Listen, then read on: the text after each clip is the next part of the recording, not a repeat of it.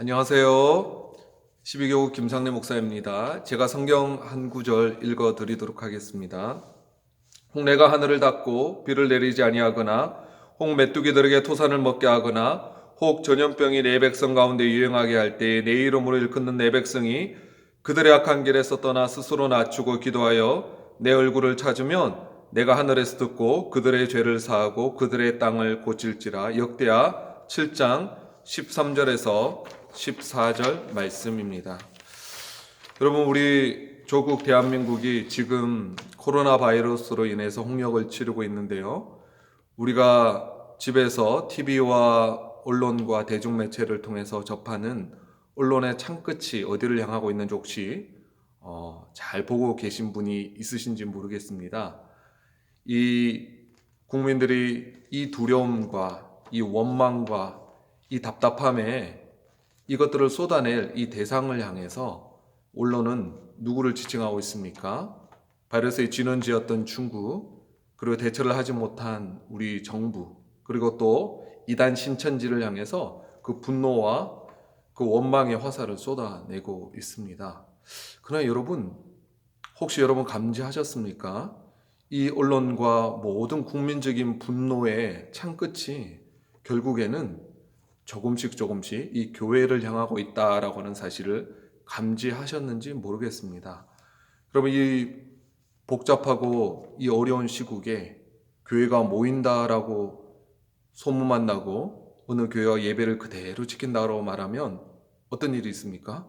언론이 물고 뜯는 것입니다. 기다렸다는 듯이 교회가 마치 사익을 추구하는 거대한 이익 집단이나 된 것처럼 우리를 매도하고 우리가 계속해서 여러 가지 교회 것들을 마치 우리가 신천지와 매덕급으로 취급해서 이 어려운 시국에 모인다라고 생각하는 것이 이 대중의 심리이고 언론이 몰아가고 있는 분위기다라고 하는 것입니다.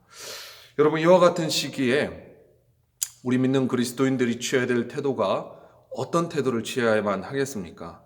우리 매일 뉴스를 보고 유튜브를 보고 기사거리를 쏟아내는 언론의 어떤 분위기에 휩쓸려서는 아니 될 것입니다. 그들처럼 외부적인 어떤 대상을 향해서 분노를 쏟아내는 대신 우리가 해야 될 일이 있습니다. 무엇이겠습니까? 바로 하나님의 섭리와 하나님의 작정, 하나님의 보이지 않는 손길을 기억하는 것입니다. 여러분, 믿음의 삶을 살아간다라고 하는 것은 현실의 문제와 어려움에 일희일비하지 아니하고 현실 넘어서 역사하는 하나님의 보이지 않는 손길, 하나님의 역사하심, 하나님의 뜻하심이 있다라고 하는 것을 인정하는 것입니다.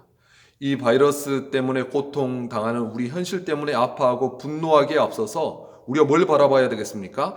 참새 2마리가 한 아사리온에 팔리는 것도 하나님의 허락하심이 없이는 일어나지 않는데 이런 국가적인 재난 앞에서 하나님의 뜻하심과 일하심이 없겠습니까? 분명히 있는 것입니다. 하나님의 첫 번째 의도는 제가 읽어드린 이 말씀처럼 이 전염병이 청결하게 된다는 것은 예사일이 아닌 것입니다. 예나 지금이나 전염병은 사람이 통제할 수 없는 것이고 사람이 통제할 수 없다라고 하는 것은 하나님께서 통제하신다라고 하는 거죠. 무엇입니까? 겸손하게 하나님 앞에 엎드려서 하나님의 뜻을 구하고 우리의 죄악을 자복하는 일이 있어야 된다라고 하는 것입니다.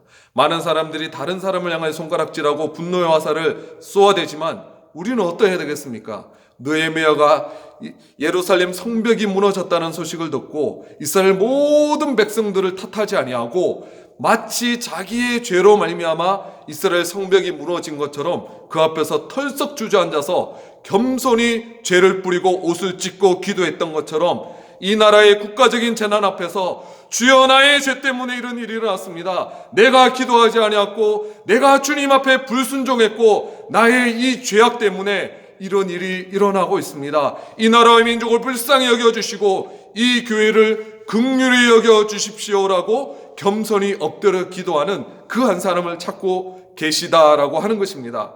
여러분, 소돔과 고모라가 멸망한 것은 그 땅이 약하지 않기 때문이 아니라 그 땅에 기도하는 의인 10명이 없어서 그 땅이 멸망당한 것을 우리는 기억해야 하는 것입니다. 마찬가지인 것입니다.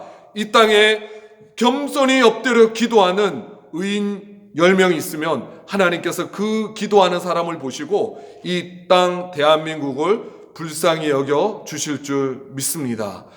여러분, 제가 예배를 드리지 못했던 제 인생의 기억은 군에 입대해서 3주간 육군훈련소에서 예배를 못하였던 적이 있었습니다. 그 3주가 지나고 4주 차에 처음으로 예배를 드리게 되었을 때 예배당 건물에 들어가기만 했는데도 제 눈에서 감격의 눈물이 얼마나 쏟아졌는지 모릅니다.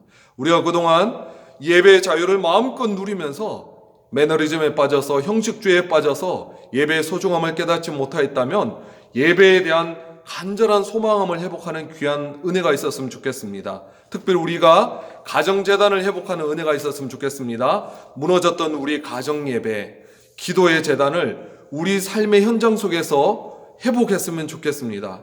이제 우리가 이 영상 예배를 통해서나 실시간 예배를 통해서나 스스로 말씀을 펴고 기도하는 주님 앞에 간절히 홀로 골방 기도의 가운데 나가지 않으면 우리는 우리의 영이 메말라 고사당하는 그런 시기를 지날 수도 있을 것 같습니다. 여러분 더욱 깨어서 기도하시고요. 가정에 모여서 기도하시고 서로를 돌아보시고 모이기를 피할 수밖에 없는 이 상황 가운데 애통해 하시면서 다시 모이게 될 그날을 소망하시면서 각자의 처소에서 기도의 재단과 말씀의 재단을 끝까지 이어가시는 우리 12교구 식구들 되시기를 주의 이름으로 축복합니다.